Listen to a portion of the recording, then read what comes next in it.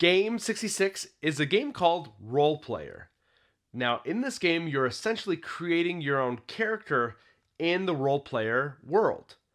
Now, this is very similar to that of Dungeons and Dragons.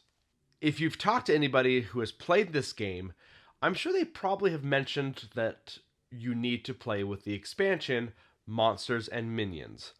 I would agree with that. If we're looking at the base game by itself, all you're doing is creating a character. You're not building towards something. And if that sounds appealing to you, then the base game is sufficient. However, what the expansion Monsters and Minions adds to the gameplay is that you're building towards fighting this big monster at the end of the game after you've created your character.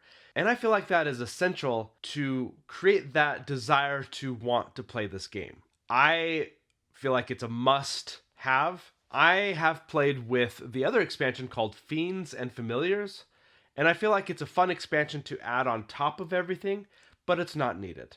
Definitely not needed as much as Monsters and Minions. I don't think I would have played this game 10 times if it wasn't for another game in their series that's called Role Player Adventures. Spoiler alert, you'll probably see that one a little bit higher than this on the list. In that game, it's more of a campaign of you've taken the character and now you're basically playing Dungeons and Dragons in a board game form. In Role Player Adventures, you could play with one of their pre-generated characters, but I always found it super fun to play role player and build out my character with the anticipation of I'm going to take this character into that game. They've made it so that you can do that, and it's, I think, is why I played it so many times, because I really enjoyed creating the character to then take it into the story of the other game. Without that, I probably wouldn't have played this 10 times, to be honest. This game was one that I never felt like I wanted to break out as an option to the group. I feel like when I originally got the game, I